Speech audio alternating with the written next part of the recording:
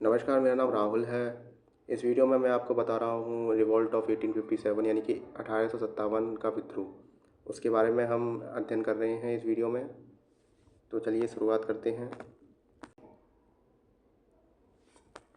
The Indian mutiny of 1857 to 59 was a widespread but unsuccessful rebellion against the rule of British East India Company in India, which functioned as a sovereign power on behalf of British Crown। यहाँ पर mutiny का मतलब है सैन्य विद्रोह से। तो भारतीय जो सैन्य विद्रोह था 1857 का, उसमें भारत में ब्रिटिश ईस्ट इंडिया कंपनी के जो शासन के खिलाफ एक वाइड स्पीड यानी कि बड़े पैमाने पर बट अनसक्सेसफुल रिवेलियन यानी कि असफल विद्रोह था ये। ओके, विच फंक्शन यानी कि जिसने सोवरन पावर एक यानी कि विद्रोह की शक्ति जो होती है संगठन सोवरन पावर के रूप में कार्य किया था ब्रिटिश राज की ओर से, यानी कि on the behalf of British crown. Okay, आप जानते हैं विद्रोह के बारे में। The revolt, it was the first expression of organised resistance against the British East India Company, यानी कि ये पहला था एक संगठित विरोध किसके खिलाफ? ब्रिटिश ईस्ट इंडिया कंपनी के खिलाफ। ओके, सेकेंड वाला है अपना, it began as a revolt of sepoys. Sepoys का मतलब जो होता है भारतीय सेना से होता है, तो इट सिपाही से होता है। It began as a revolt of sepoys of British East India company's army but eventually secured the participation of the masses. Masses का मतलब जन समूह से कह सकते हैं आप, जन समूह। ओके, तो यह ब्रिटिश ईस्ट इंडिया कंपनी की सेना के सिपाहियों के विद्रोह की रूप में शुरू हुआ, लेकिन जनता की भागीदारी भी इसने हासिल कर ली। इसका आगे वाला है, the revolt is known by several names. जो ये विद्रोह है वो कई नामों से जाना जाता है। पहला जो है द सिपवा म्यूटिनी यानी कि सिपाही का विद्रोह, किसके अनुसार? द ब्रिटिश हिस्टोरियंस यानी कि ब्रिटिश के जो इतिहासकार हैं उनके अनुसार। इसको इंडियन म्यूटिनी कहते हैं, किसके अनुसार? भारतीय इतिहासकारों के अनुसार। द रिवॉल्ट ऑफ 1857 भी कहते हैं इसे, the first war of independence, यानी कि इसको कहते हैं हम स्वतंत्रता का पहला युद्ध, किसके अनुसार? विनायक दामोदर सावरकर के द्वारा, मतलब। ओके, चलिए अब जानते हैं कॉजेज ऑफ द रिवोल्ट यानी कि विद्रोह के कारण क्या क्या थे। ओके, कॉजेज ऑफ रिवोल्ट यानी कि कॉजेज ऑफ रिवोल्ट यानी कि विद्रोह के कारण। तो सबसे पहला है पॉलिटिकल कॉजेज यानी कि राजनीतिक कारण क्या थे इसके। तो चलिए चलते हैं इसके बारे में देखते हैं। ब्रिटिश पॉलिसीज ऑफ एक्सपेंशन, अंग्रेजों की विस्तारवादी नीति। The political causes of revolt were British policies of expansion through the doctrine of lapse and direct annexation. तो इसमें कहा गया है 1857 के विद्रोह का प्रमुख राजनीतिक कारण अंग्रेजों की विस्तारवादी नीति और उनका सिद्धांत था। A large number of rulers chiefs were dislodged, thus arousing fear in the minds of other ruling families who apprehended in a similar fate। देखिए, बड़ी संख्या में भारतीय शासकों और प्रमुखों को हटा दिया गया था, जिससे अन्य जो सत्तारूढ़ परिवार हैं, सत्ताधारी परिवार, उनके मन में एक भय पैदा हो गया था। Okay, the Rani Lakshmibai adopted son was not permitted to sit on the throne of Jhansi. तो रानी लक्ष्मीबाई थी, उनके दत्तक पुत्र को झांसी के सिंहासन पर बैठने की अनुमति नहीं थी। Satara, Nagpur, Jhansi were annexed were under the doctrine of lapse. जो डलहौजी ने मतलब अपने सिद्धांत को पालन करते हुए सतारा, नागपुर, झांसी जैसी कई रियासतों को अपने अधिकार में ले लिया। जैतपुर, संबलपुर और Udaipur were also annexed. Jaitpur, Sambalpur, Udaipur भी हड़प लिए गए थे। And the annexation of Awadh by the Lord Dalhousie on the pretext of the maladministration left thousand of nobles, officials, retainers and soldiers jobless. The measures converted Awadh as a loyal state into the hotbed of discontent and intrigue। यानी कि Lord Dalhousie द्वारा अवध को भी British साम्राज्य के अधीन कर लिया गया था। इससे अभिजात वर्ग के हजारों लोग अधिकार अनुसार उनके सैनिक बेरोजगार हो गए। इस कार्रवाई को एक वफादार राज्य अवध को असंतोष और षड्यंत्र के अड्डे के रूप में परिवर्तित कर दिया गया। ओके, चलिए अब जानते हैं डॉक्ट्रिन ऑफ लेप्से किसे कहते हैं। इसको हम हिंदी में कहते हैं व्यवगत का सिद्धांत। ओके, हाँ, व्यवगत का सिद्धांत। ओके, चलो। तो the notable British techniques called the doctrine of lapse was first perpetrated by the Lord Dalhousie in the late 1840s। वर्ष 1840 के दशक के अंत में लॉर्ड डलहौजी द्वारा पहली बार इस सिद्धांत नामक उल्लेखनीय ब्रिटिश तकनीक का मतलब सामना किया गया था इसमें। Okay, it involved the British prohibiting a Hindu ruler without a natural heir from adopting a successor, and after the ruler died or abdicated, annexing his hand। यानी कि इसमें अंग्रेजों द्वारा किसी भी शासक के निसंतान होने पर उसे अपनी उत्तराधिकारी को गोद लेने का अधिकार नहीं था। अतः शासक की मृत्यु होने के बाद यह सत्ता का त्याग करने पर उसके शासन पर कब्जा कर लिया जाता था। To those problems added the growing discontent of the Brahmans, many of whom had been dispossessed of their revenues or had lost lucrative position। देखिए, समस्याओं में ब्राह्मणों के बढ़ते असंतोष को भी शामिल किया गया था, जिसमें कई लोग जो है अपने राजस्व प्राप्ति के अधिकार से दूर हो गए थे और अपने जो पद हैं उनके बड़े बड़े उनको खो चुके थे। ओके, चलिए अब जानते हैं सोशल एंड रिलीजियस कॉजेज, यानी कि सामाजिक और धार्मिक कारण क्या क्या थे इसके। ओके, चलिए अब जानते हैं सोशल एंड रिलीजियस कॉजेज के बारे में, यानी कि सामाजिक और धार्मिक कारण। Okay, the rapidly spreading western civilisation in India was alarming concerns all over the country. यानी कि भारत में तेज़ी से फैल रही पश्चिमी सभ्यता के कारण आबादी का एक बड़ा वर्ग चिंतित था। An act in 1850s changed the Hindu law of inheritance, enabling a Hindu who had converted into Christianity to inherit his ancestral property।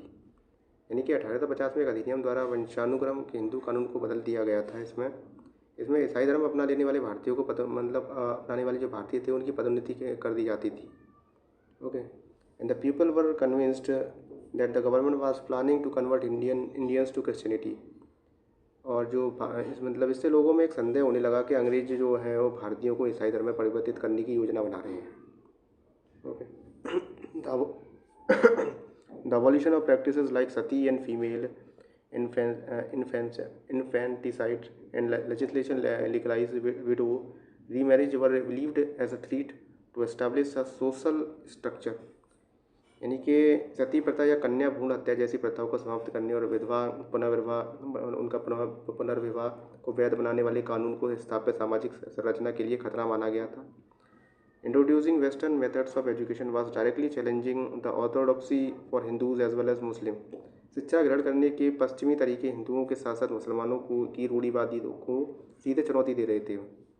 Even the introduction of the railways and telegraph was viewed with suspicion. यानी कि यहाँ तक कि railway और telegraph की शुरुआत को भी संदेह की दृष्टि से देखा गया था।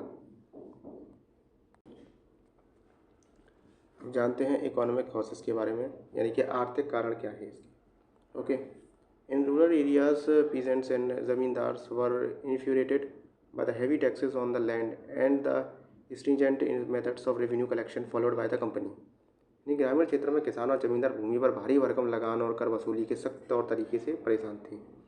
Many among these groups were unable to meet the heavy revenues demands and repay their loans to money lenders, eventually losing the lands that they had held for generation।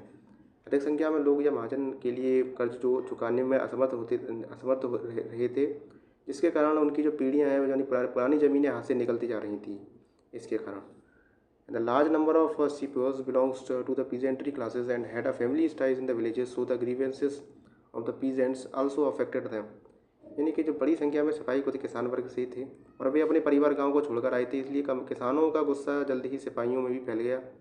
After the industrial revolution in England there was an influx of British manufactured goods into India which ruin industries particularly the textile industry in India. यानी कि England में जो industrial क्रांति थी, इनकी industrial revolution था, उसके बाद ब्रिटिश निर्मित वस्तुओं का प्रवेश भारत में हुआ, जिससे कि विशेष रूप से भारत में कपड़ा उद्योग को बर्बाद कर दिया इसने।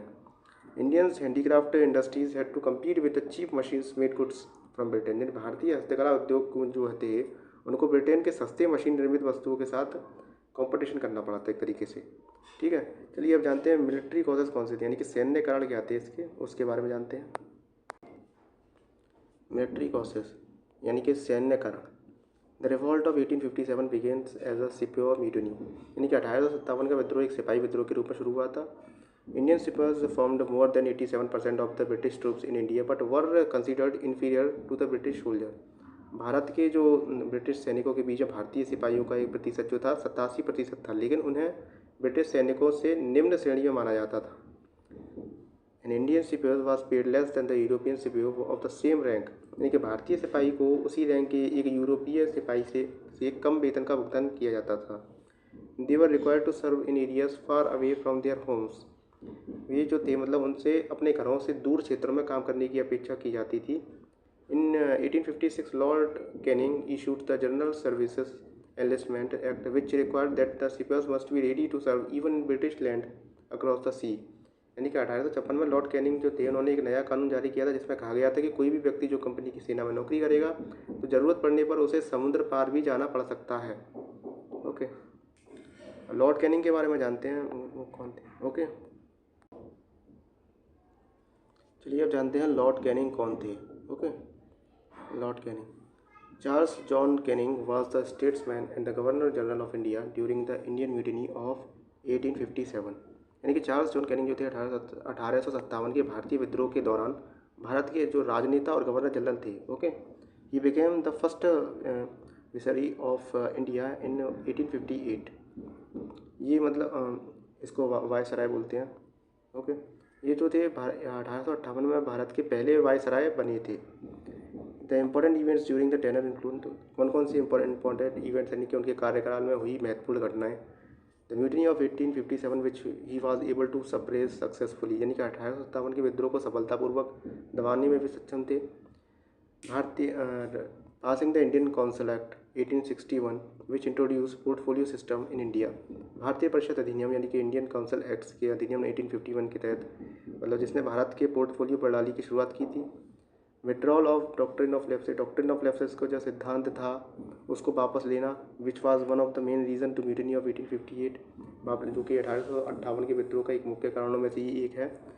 एंड अगला जो है introduction of code of criminal procedure यानी कि आपराधिक प्रक्रिया संहिता का परिचय। Enactment of the Indian high courts act, यानी कि भारतीय उच्च न्यायालय अधिनियम का अधिनियम। लास्ट वाला है इंडियन पैनल कोड यानी कि भारतीय दंड संहिता 1858। ओके, चलिए अब जानते हैं इंटरमीडिएट कॉजेस यानी कि तत्कालिक कारण क्या क्या है इसके, उसके बारे में। ओके, इमीडिएट कॉजेस, तत्कालिक कारण। The revolt of 1857 eventually broke out over the incident of greased cartridges, यानी कि 1857 के विद्रोह में तत्कालिक कारण सैनिक थे। The rumor spread that the cartridge of the new Enfield rifles were greased with the fat of cows and pigs, देखिए एक अफवाह फैली हुई थी कि नई एनफील्ड राइफलों के कारतूसों में गायों और सूअर की चर्बी का प्रयोग किया जाता है। Before loading these rifles, the sepoys had to bite off the paper on the cartridge, तो जो सिपाही जो थे इन राइफलों को लोड करने से पहले उस कारतूसों को मुंह से खोलना पड़ता था। बहुत Hindus and Muslim sipahis refuse to use them, तो हिंदू और मुस्लिम दोनों सिपाही ने उनका इस्तेमाल करने से इनकार कर दिया। Lord Canning try to make the amends for the error that and offending cartridge were withdrawn but the damage had already been done. There was unrest in several places, Lord Canning ने इस गलती के लिए संशोधन करने का प्रयास किया, विवादित कारतूस वापस ले लिया गया, लेकिन इसकी वजह से कई जगहों पर अशांति फैल चुकी थी। इन मार्च 1857 Mangal Pandey sipahi in Barrackpore had refuse to use the cartridge and attacked his senior officer, यानी कि 1857 की नई राइफल के प्रयोग के विरुद्ध में मंगल पांडे ने आवाज़ उठाई थी और अपने जो सीनियर ऑफिसर हैं उन पर हमला भी कर दिया था। He was hanged to death on 8 April 1857 को मंगल पांडे को फांसी की सज़ा सुना दी गई थी और 9 May 85 soldier in Meerut refuse to use the new rifle and were sentence to 10 year imprisonment. और 9 मई 1857 को मेरठ में 85 भारतीय सैनिकों ने नई राइफलों का प्रयोग करने से इनकार कर दिया था तथा विरोध करने वाले सैनिकों को 10-10 वर्ष की सज़ा हुई थी। ओके, अब जानते हैं विद्रोह के केंद्र यानी कि सेंटर ऑफ द रिवोल्ट्स। जानते हैं विद्रोह के केंद्र कौन कौन से थे। Centre of the revolt, the revolt spread over the entire area from the neighbourhood of Patna to the border of Rajasthan. The main centre of revolt in this region namely Kanpur, Lucknow, Bareilly, Jhansi, Gwalior and Arrah in Bihar. Okay, तो विद्रोह जो है पटना से लेकर राजस्थान की सीमाओं तक फैला हुआ था। विद्रोह के मुख्य केंद्रों में कानपुर, लखनऊ, बरेली, झांसी, ग्वालियर और बिहार के आरा जिले जैसे जो जिले थे वो शामिल थे। ओके, पहला था लखनऊ अपना। It was the capital of Awadh. Begum Hazrat Mahal, one of the Begums of the ex-king of Awadh, took up the leadership of the revolt. यानी कि अवध की ये राजधानी थी लखनऊ अवध के पूर्व राजा की बेगमों में से एक बेगम हजरत महल जो है, उन्होंने विद्रोह का क्या किया, लीडरशिप ली उनकी। ओके। सेकंड जो है वो कानपुर है। The revolt was led by the Nana Sahib, adopted son of Peshwa Bajirao second.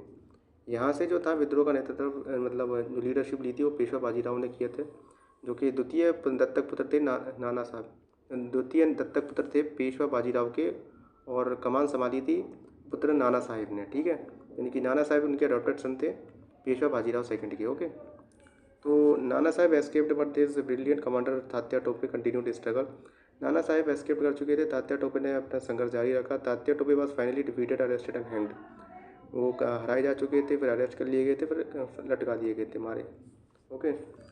अगला है Jhansi. The 22-year-old Rani Lakshmibai led the rebels when the British refuse to accept the claim of her adopted son to throne of Jhansi. She fought gallantly against the British forces but was ultimately defeated by the English. यानी कि 22 वर्षीय रानी लक्ष्मीबाई ने विद्रोहियों का नेतृत्व मतलब किया था, क्योंकि उनके पति की मृत्यु के बाद अंग्रेजों ने उनके दत्तक पुत्र को झांसी के सिंहासन पर बैठाने से इनकार कर दिया था।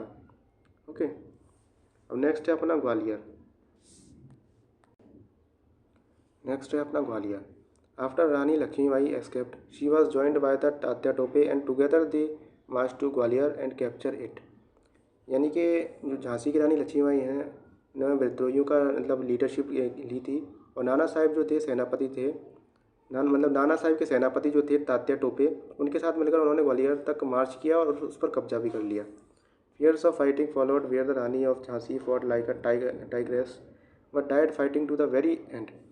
ब्रिटिश सेना के खिलाफ मजबूती से लड़ी थी, लेकिन अंत में वो अंग्रेजों से हार गई। Gwalior was recaptured by the British. Gwalior पर अंग्रेजों ने कब्जा कर लिया था। Bihar the revolt was led by Kunwar Singh who belong to royal house of Jagdishpur Bihar. विद्रोह का जो लीडरशिप थी बिहार से, वो कुंवर सिंह ने ली थी, जो जगदीशपुर बिहार के एक शाही घराने से थी। Okay.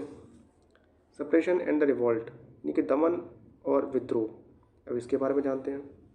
The revolt of 1857 lasted for more than year. It was suppressed by the middle of 1858। यानी कि 1857 का विद्रोह 1 वर्ष से अधिक समय तक चला था, और इसे 1858 के मध्य में दबा दिया गया था। On 8 July 1858, 14 months after the outbreak of Meerut, peace was finally proclaimed by the Lord Canning. Meerut के विद्रोह भड़कने के 14 महीने बाद 8 जुलाई 1858 को लॉर्ड कैनिंग द्वारा शांति की घोषणा की गई थी। अब चलिए जानते हैं जो विद्रोह के स्थान थे और जो भारतीय नेता थे और ब्रिटिश अधिकारी जिन्होंने विद्रोह को दबा दिया था, उनके नाम जानते हैं। ओके। पहला है दिल्ली। इंडियन लीडर्स जो थे बहादुर शाह सेकंड ने यहाँ से लीडरशिप ली थी। तो यहाँ British officer who suppress the revolt वो थे जॉन निकोलसन। लखनऊ से बेगम हजरत महल, हेनरी लॉरेंसन। कानपुर से Nana Sahib, Sir Colin Campbell. Jhansi Gwalior से लक्ष्मीबाई और तात्या टोपी जी, जनरल हकरोज। बरेली से Khan Bahadur Khan, Sir Colin Campbell. Allahabad Banaras से मौलवी लियाकत अली, कर्नल वंसल। ओके। और बिहार से लीडरशिप की थी कुंवर सिंह ने, और इसको दबा दिया गया था विलियम टेलर के द्वारा। ठीक है। अब जानते हैं why did the revolt fail, यानी कि विद्रोह की असफलता मतलब जो फेल की हुई थी उसके कारण जानते हैं। Why did the revolt fail, यानी कि विद्रोह की असफलता के क्या क्या कारण थे। सबसे पहला है लिमिटेड अपराइजिंग, यानी कि सीमित प्रभाव।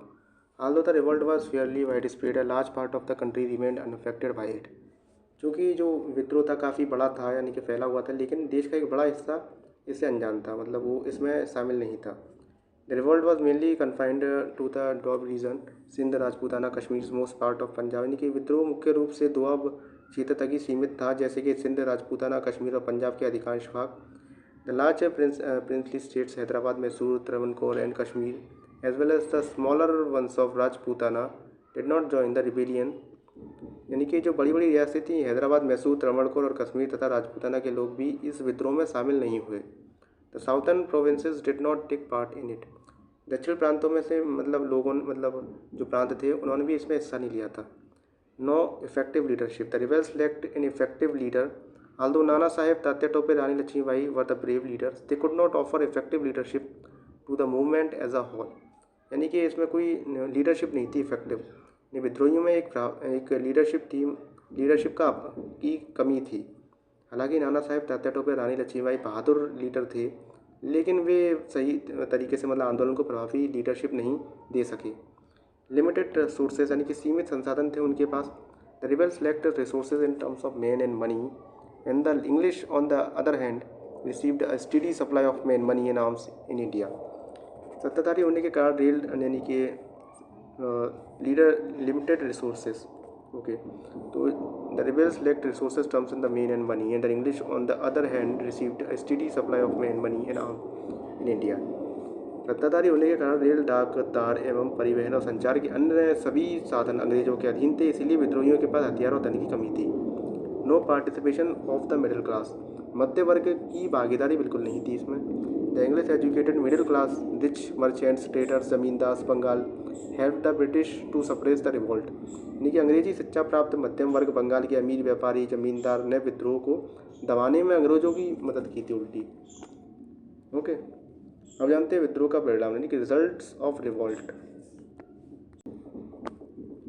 चलिए अब जानते हैं रिजल्ट्स ऑफ रिवोल्ट, यानी कि जो विद्रोह था उसके क्या क्या रिजल्ट आए। And of the company rule, यानी कि कंपनी शासन का अंत। The great uprising of 1857 was an important landmark in the history of modern India. Revolt marked in the end of the east India company rule in India, यानी कि 1857 का महान विद्रोह आधुनिक भारत के इतिहास में एक ऐतिहासिक घटना थी, और यह विद्रोह भारत के ईस्ट इंडिया कंपनी के शासन के अंत का कारण बना। Direct rule of the British crown, India now came under the direct rule of the British crown, यानी कि ब्रिटिश राज ने भारत के शासन की जिम्मेदारी सीधे अपने हाथों में ले ली।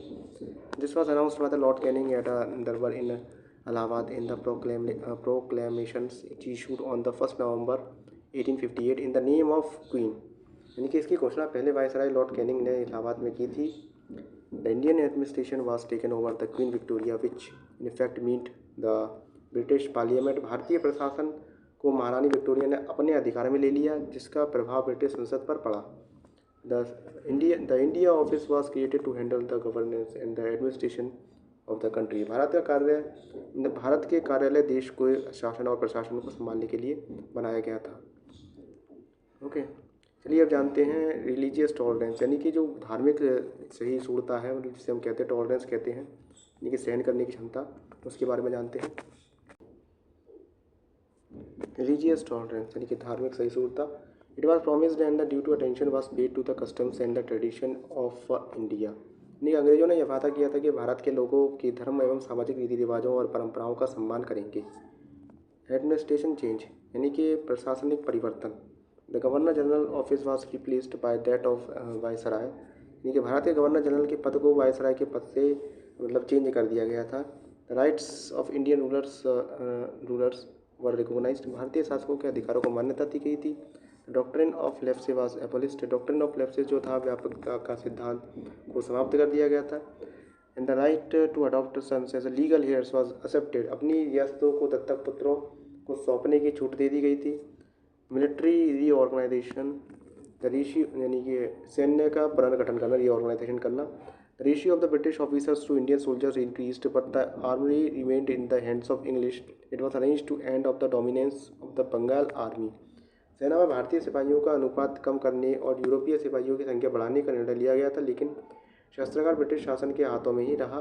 बंगाल की सेना के मतलब नेतृत्व को समाप्त करने के लिए यह योजना बनाई गई थी। ओके, कंक्लूजन, इसके निष्कर्ष के बारे में देखते हैं। तो कंक्लूजन यानी कि इसके निष्कर्ष को देखते हैं। The revolt of 1857 was an unprecedented event in the history of British rule in India.